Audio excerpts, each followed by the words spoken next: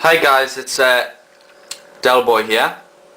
It's been a long time since I made a video, but then again it's been a long time since I had a new system to review. So what I've got in front of me here is the Alienware m17x. It's the brand new system from Alienware. It's customizable in 3 colours. I've got it in Nebula Red, which gives the red trim, and also across the back it has a red back to it. Now this is the latest laptop from Alienware. It's marketed as the most powerful laptop in the universe, and I'm not surprised they marketed it like that because it is very an impressive system. Now I want to do a quick review of the ports down the side of the laptop and also talk about some of the features in the Alienware control center. This is a brief introduction.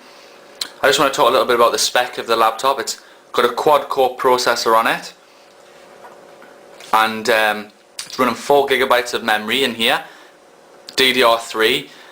It's running Windows Vista 64-bit operating system, but it comes with a free upgrade policy to Windows 7 Ultimate 64. When that is released, the first day release, you'll be able to get the new operating system for no extra cost. It has two NVIDIA GTX 260s. It doesn't have the 280s in it. That was an extra feature that I didn't purchase, but I could do it at a later date if I want to do, because I can customize any part of the laptop. It's also got a third graphic card in it, an internal NVIDIA 9600 I believe it is. It's like an internal graphic card that I can disable or enable. Putting the laptop into stealth mode means that I'll be able to put my battery life, almost double my battery life, say, by disabling my graphic cards. So it's got all them sort of features on it. Obviously it's a really sleek looking design. We've got all the lights here that I can change colour, and I can show it at a later date. And obviously this can run basically any next gen game in DirectX 10. I'm sure it'll be able to handle Crysis or anything like that, but I'll review that at a later date. But basically I'm just going to show some of the features of the laptop. Okay guys, so I'm going to do a quick overview of the ports and features that the laptop has around the chassis. Now the first thing you'll notice is at the front, it's a very sleek looking design. There's no user interface across the front. We've got the speakers and nothing else. There's no buttons, there's no interaction there whatsoever. Now down the left hand side, we'll start right from the back. We've got obviously the fan for the graphic card and CPU. We've got our VGA for connecting an external monitor. Then we've got our digital ports, which includes an HDMI if you've got an HDMI monitor that you'd like to attach the monitor to. Then we've got our networking, of course, for connecting it to an Ethernet.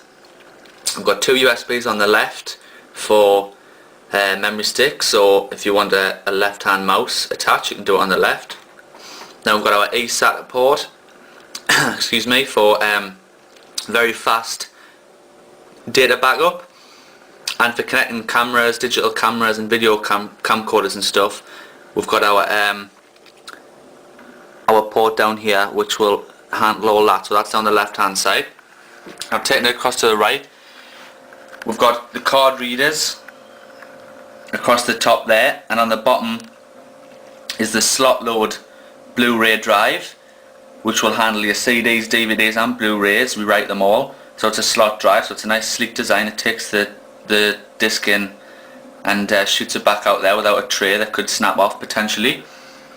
Another 2 USB ports down on the right for right-hand mouse users. And finally, right at the back here, underneath, another graphic card fan for the secondary graphic cards, is 5.1 external audio. If you want to attach some form of speaker setup with subwoofer and surround sound for your gaming when you're using this as a desktop replacement, you can obviously do that instead of using the internal speakers, which obviously aren't going to be the best of sounds with it being a laptop. And across the back there's absolutely nothing apart from the ventilation that the laptop's got. There's nothing apart from the AC power, so there's nothing that you have to connect to the back. There's no USB ports on the back, which could potentially snap your memory stick off with the position of your laptop. So that's basically the features of the laptop. All down the left and down the right hand side is basically every port and every combination of setup that you could have, you could possibly do with this laptop, you can deal with there. Okay guys, so finally I just want to talk about the features that the laptop possesses, and they basically all come in the form of the Alienware control center, and this is accessed by using the touchpad buttons across here. There's a little emblem there that launches the control center, and basically this controls everything on the system. So much customization we can put into this. So the first thing, which you'll already know by seeing the laptop, is that it has many different segments of it which are lit with LEDs. Now I have complete control over the system. Over here shows the laptop, and I can click on this bit here, and then I can change the colour of the Alienware logo. Excuse me. I can change the colour of the keys, the touchpad, the power button. Basically the power light can change colour when it's hard drive activity and stuff. As you can see, it probably just flashing a little bit there. So that's the customization that I can put into this. I can also change the colour of the, as little as it may be, I can change the colour of the AC adapter there. It's on blue at the moment. The next part of the control center is Alienware Fusion, which is basically all to do with the power setups. Now this isn't just like a basic laptop where, you know, you've got a low powered and then a high powered setting. Basically I'm on the balance setting at the minute, but if I click on it, I've got complete control over every part of the system, from the hard drives to how, you know, fast they're going to spin, to the USB ports of how fast my USB ports are operating, to my PCI Express, how much data, you know, is going backwards and forwards depending on if I've got this on running on batteries or not. My CPU, what's the minimum processor state and the maximum I want it on. Obviously the maximum's on 100%, but if I only wanted this, it's 50% or 25%, because I'm just doing word processing and I don't want all that heat on my lap. I'll knock it down to say 20%, and it'll only give us, say, I don't know, a gigahertz worth of speed, but it's all I'll need, and it'll keep the battery running twice as long. My display, obviously I can change the when the display is going to go off, or the brightness of it. All my multimedia settings, the graphics, etc, etc.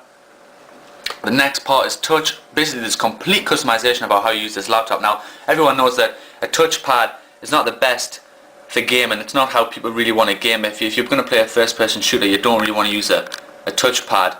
But Alienware do their best to try, and if you don't have a mouse and you have to use a touchpad, I can adjust complete sensitivity of how it responds to touch, to feel, to palms, to left hand, right hand, to the positioning, to get it absolutely perfect for your gaming, basically, however you want it. So as restricted as a touchpad may be, this comes the best that any laptop's ever reached, I think, of producing gaming on that sort of system.